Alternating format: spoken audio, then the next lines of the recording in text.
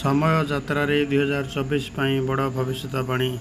ଏହି ନ୍ୟୁଜ୍ଟି ମାର୍ଚ୍ଚ 30 ତାରିଖ 2024 ନ୍ୟୁଜ୍ 18 ଓଡ଼ିଆରେ ପ୍ରକାଶ ପାଇଛି।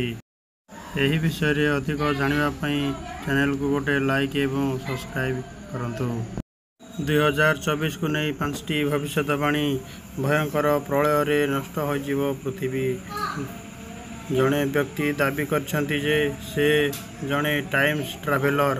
2024ରେ ଆଗାମୀ ମାସରେ 5ଟି ଭୟଙ୍କର ଘଟଣା ଘଟିବାକୁ ଯାଉଛି, ଯାହା ପୃଥିବୀକୁ ନଷ୍ଟ କରିଦେବ।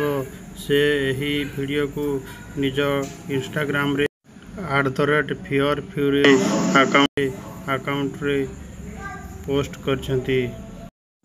ଆଜିକାଲି ସୋସିଆଲ ମିଡ଼ିଆରେ ପ୍ରସିଦ୍ଧ ହେବାକୁ ଲୋକମାନେ ଅଜବ ଭିଡ଼ିଓ ତିଆରି କରନ୍ତି। ଭିଡ଼ିଓ ଭାଇରାଲ କରିବାକୁ ମଧ୍ୟ ଅନେକ ଚେଷ୍ଟା କରନ୍ତି। ଅନେକ ଥର ଏହି ଜିନିଷଗୁଡ଼ିକୁ ଜନସାଧାରଣଙ୍କ ଉପରେ ମଧ୍ୟ ଭିନ୍ନ ଭିନ୍ନ ପ୍ରଭାବ ପକାଇଥାଏ। ସେମାନେ ଏପରି ଲୋକଙ୍କ କଥାରେ ବିଶ୍ୱାସ କରନ୍ତି। ଇତିମଧ୍ୟରେ ଆଉ ଜଣେ ବ୍ୟକ୍ତିଙ୍କୁ ନିଜକୁ ଟାଇମ୍ ଟ୍ରାଭେଲର କହି ଚର୍ଚ୍ଚାରେ ଆସିଛନ୍ତି। ଏହାର ପ୍ରଥମ ଦାବି ହେଉଛି ବିଶ୍ୱର ସବୁଠାରୁ ବଡ଼ ଝଡ଼ ବିଷୟରେ। ସେ କହିଛନ୍ତି ଯେ ଲୋକମାନେ ବିଶ୍ୱାସ କରନ୍ତି ନାହିଁ ଯେ ସେ ଜଣେ ପ୍ରକୃତ ସମୟ ଭ୍ରମଣକାରୀ। ଲୋକଙ୍କୁ ବିଶ୍ୱାସ କରିବା ପାଇଁ ସେ ଏହି 5ଟି ଜିନିଷ ସେୟାର କରିଛନ୍ତି। ସର୍ବପ୍ରଥମେ, ଏପ୍ରିଲ 6ରେ ପୃଥିବୀର ସବୁଠାରୁ ବଡ଼ ଝଡ଼ ପୃଥିବୀକୁ ଆସିବ, ଯାହା ଆମେରିକାରେ ଏକ ସହର ସୃଷ୍ଟି ହେବ।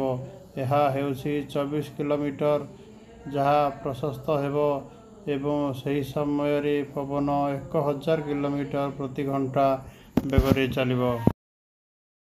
ଦ୍ୱିତୀୟ ବୃହତ୍ତମ ଅଘଟଣ ମେ 27ରେ ଘଟିବାକୁ ଯାଉଛି। ଆମେରିକାର ଦ୍ୱିତୀୟ ଗୃହଯୁଦ୍ଧ ଆରମ୍ଭ ହେବ ଯେତେବେଳେ ଟେକ୍ସାସ ରାଜ୍ୟ ବାକି ଦେଶରୁ ବିଚ୍ଛିନ୍ନ ହେବ। ଏହା ପରେ ଶୀଘ୍ର ଅନ୍ୟ ରାଜ୍ୟମାନେ ମଧ୍ୟ ଏଥିରେ ଯୋଗଦେବେ ଏବଂ ଧୀରେ ଧୀରେ ଅନ୍ୟ ଦେଶ ମଧ୍ୟ ଯୋଗଦେବା ଆରମ୍ଭ କରିବେ। ଏହି ଉପାୟରେ ଏହା ତୃତୀୟ ବିଶ୍ୱଯୁଦ୍ଧର ରୂପ ନେବ। ଆଣବିକ ଅସ୍ତ୍ର ବ୍ୟବହାର କରାଯିବ ଏବଂ ଆମେରିକା ସମ୍ପୂର୍ଣ୍ଣ ଧ୍ୱଂସ ହୋଇଯିବ।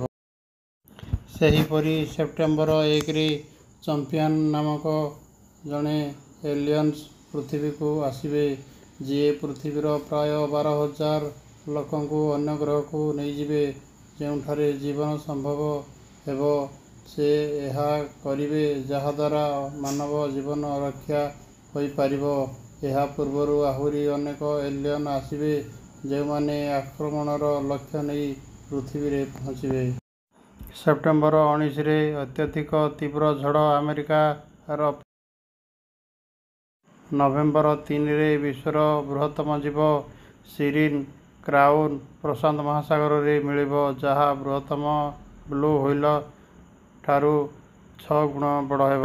ଏହିପରି ନ୍ୟୁଜ୍ ଅପଡେଟ୍ ଶୁଣିବା ପାଇଁ ଚ୍ୟାନେଲକୁ ଗୋଟେ ଲାଇକ୍ କରନ୍ତୁ ଏବଂ ଆପଣଙ୍କ ମତାମତ କମେଣ୍ଟରେ ଲେଖନ୍ତୁ। ଏହି ନ୍ୟୁଜ୍ ବିଷୟରେ ସମ୍ପୂର୍ଣ୍ଣ ବିବରଣୀ ଜାଣିବା ପାଇଁ ଡିସ୍କ୍ରିପସନରେ ଏହାର ଲିଙ୍କ ଅଛି, ଯାଇକି